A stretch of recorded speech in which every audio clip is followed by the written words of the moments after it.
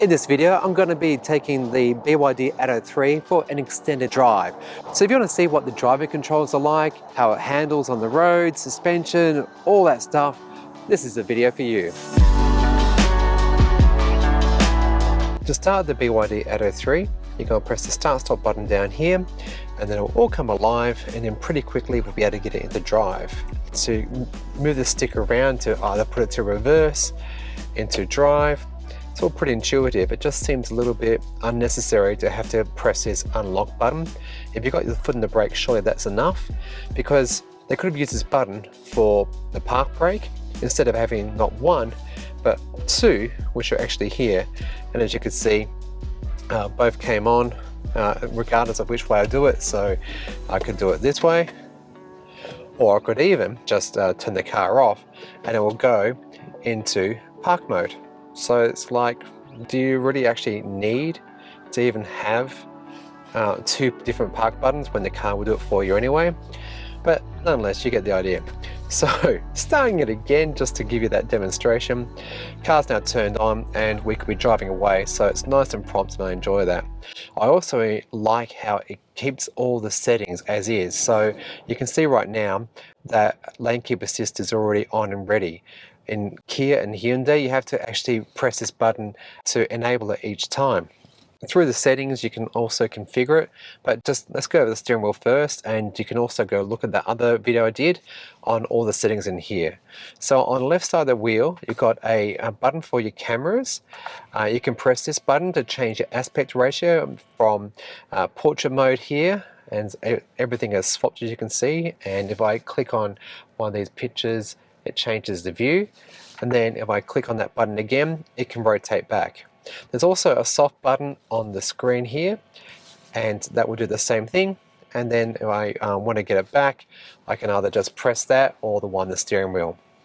Coming down beneath that, so you've got your lane keep assist and automatic cruise control, so that's radar cruise control, and then your follow distance from either less, or we've got to be driving to do that, or more.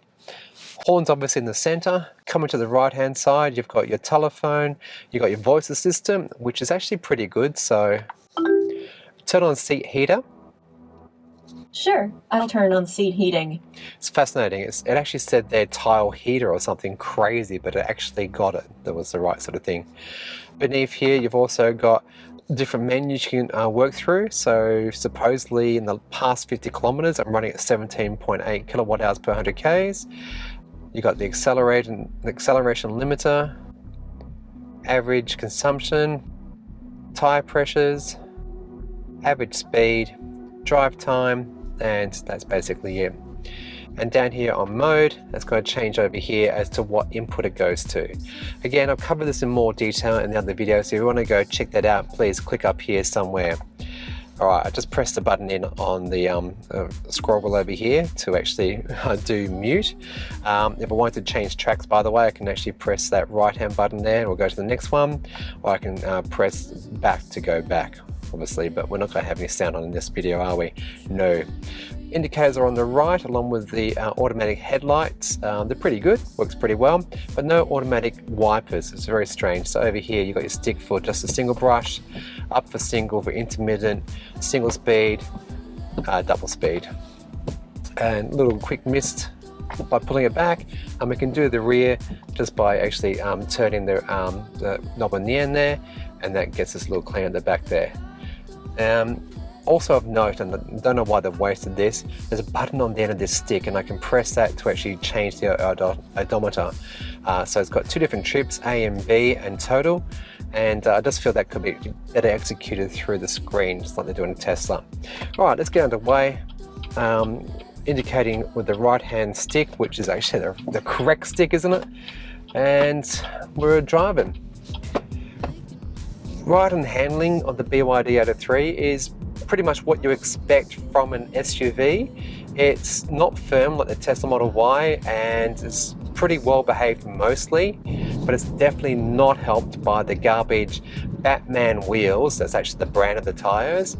They're 18-inch, they're very thin, they're not very grippy, and I definitely would recommend you getting better tires than the ones this car comes with. Maybe just let them do 10,000 kilometers, know the limitations, because they will fail you if it gets a bit wet, and change them out when, maybe after 10,000 Ks.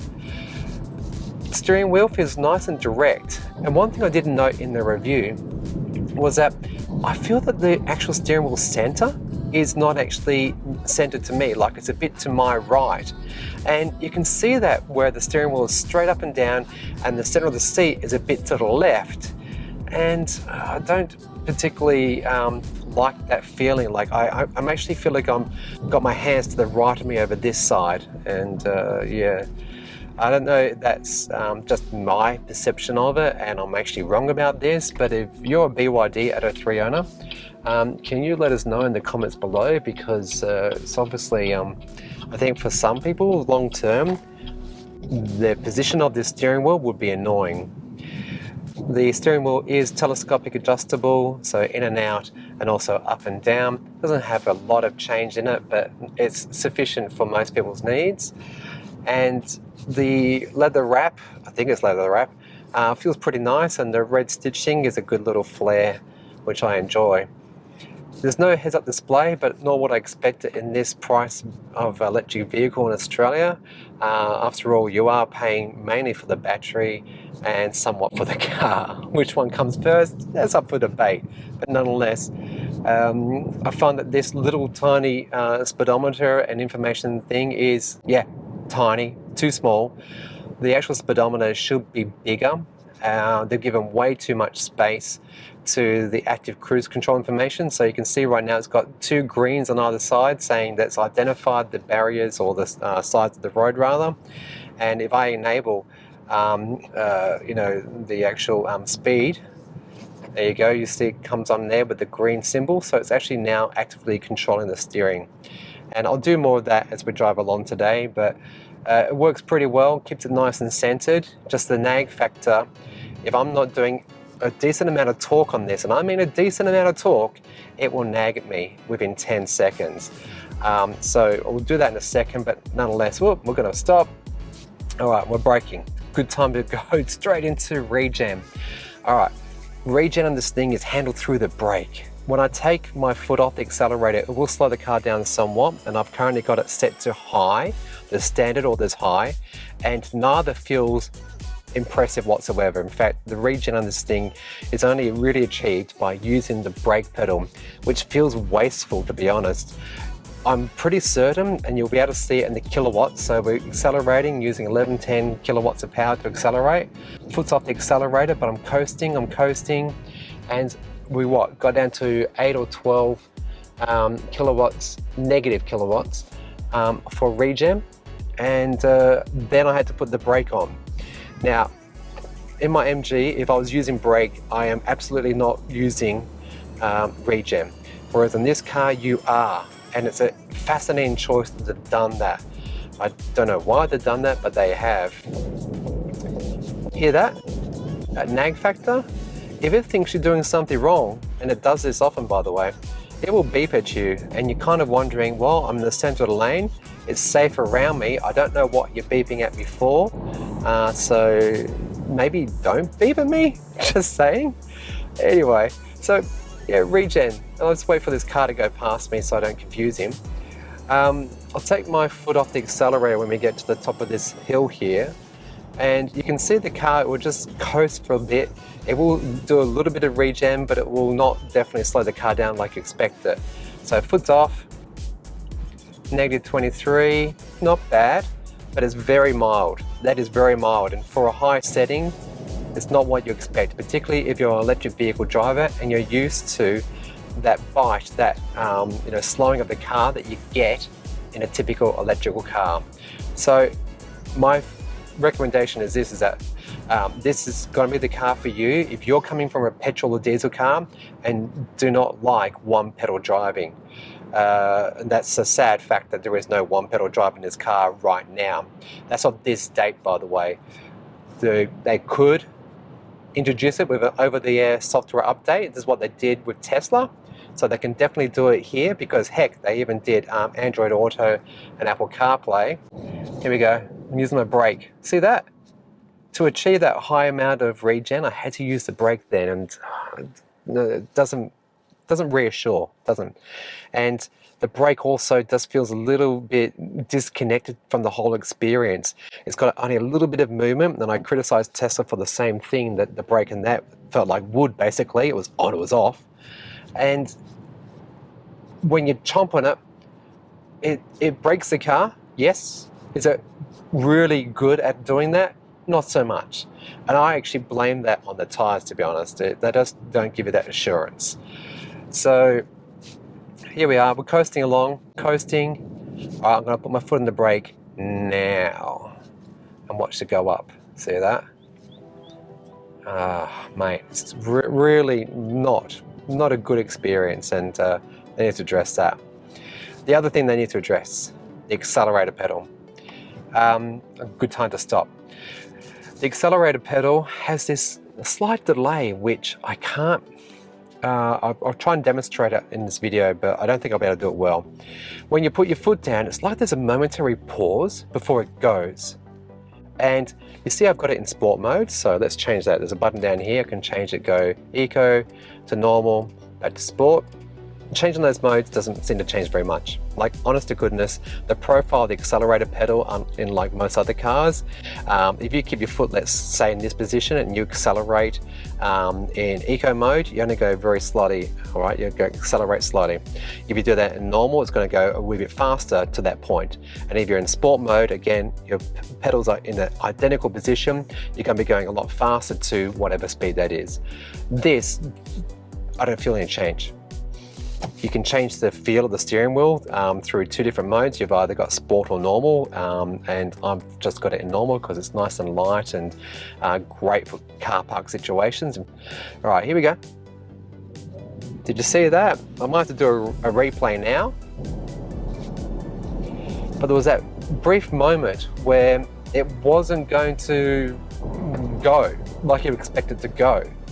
And why is that? I have no clue, but something to be mindful of, because if you're in a situation and you're thinking, oh gee, I really don't want to be in the lane where I am right now, and you hit the accelerator, so it's a 70 km/h zone here, and I'm going to hit go. There's that little delay, just a little. All right, it's on auto hold. It's going to stay here until I accelerator. See? You see that pause? It's milliseconds. It's probably a few hundred milliseconds, but it's enough to annoy. Definitely. Do I have this in other cars I've tried? No. This is the only car I've experienced this in. Yes. There you go. All right. Switchgear feels kind of cheap. Very plastic, very light. Not very substantial. Yeah, the switchgear could definitely do with a bit of a step up in quality, especially when you're paying like a bit over $50,000 for this car. Suspension, it's pretty good.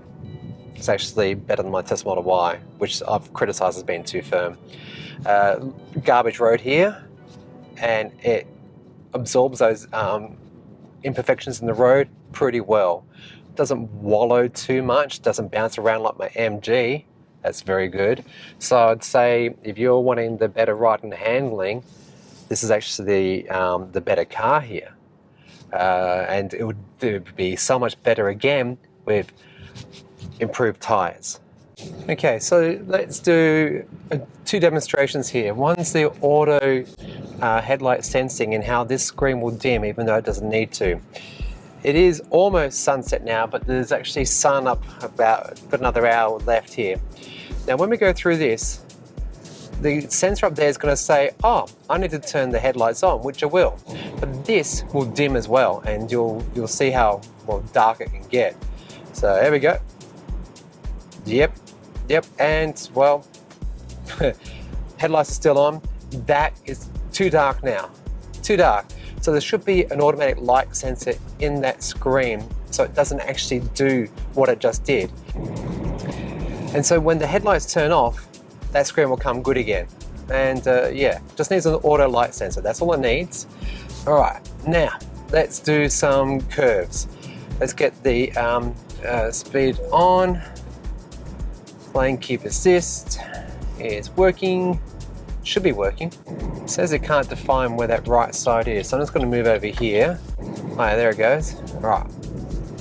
And at the moment I've got it set to 3 car lengths, so if I want to increase that, I just press this button here. If I want to decrease it, press it there. If I want to resume, I just press that button.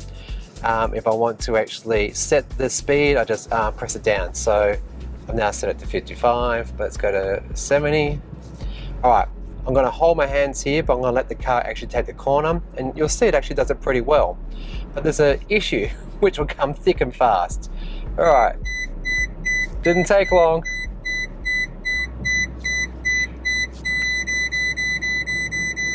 Right, 10 seconds. If you're not doing significant torque on this steering wheel, and I mean significant, like I normally have my hand resting down at the bottom position here, I really need to pull on it to actually say to the car, I am here, I'm in control, I'm ready. But even if it's just a light touch down here, like I'll do, this is how I have my Tesla, this is how I have my MG. I'll just have my hand here and watch how quickly this will come. So I'm trying to let the car do it by itself. Does it quite nicely, but there's the nag again. Not even 10 seconds. So wrong car. Let's do a U-ey and we'll go back the other direction, and you'll see it in action a few more times, because I'm not exaggerating. Not even 10 seconds and it will say, hey, grab the steering wheel, let me know that you're actually there. And it's like, well, I am here, I am holding the steering wheel, but obviously you want a lot more pressure than what I'm giving you. All right, so we'll get up to speed again, over 30, hit and resume. It's going to go to 70. It's got the 2 lines, so with the green, I'll hold it here. It's about a only 15-degree corner. Yeah, you can understand how annoying that can be. So for freeway driving, this is not the car. It is really annoying how much it does that.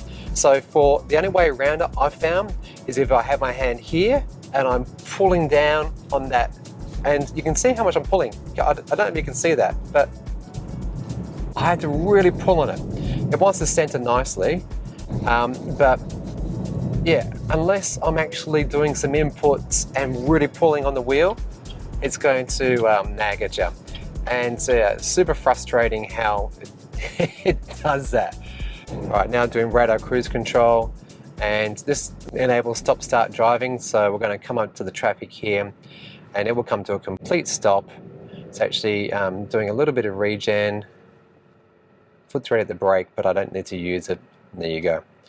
And when the car in front departs, I need to actually say to the car, yep, go. So I can either do that with the accelerator or hit resume on here. So we'll wait for the traffic light to get away. There we go. I had to actually hit the accelerator then, crossing this intersection. It's maintaining the active cruise control, and it just turned off. They heard a little beep to say it turned off, so it's good that actually it's telling you that, hey, I'm working, I'm not working. Let's do a bit of an experiment. It's currently on 2 follow distance, so I'm going to narrow that to 1. And it's saying, hey, you're too close, but that's all right. Got enough space now.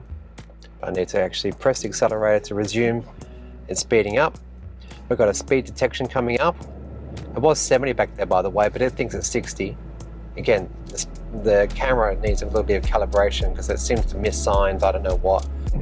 All right, well, look, I think I've covered everything I hope you would like to have known about the BYD Atto 3. All in all, it's a nice car to drive. It's pleasant, it handles pretty well. Tires could be better, brakes could be better.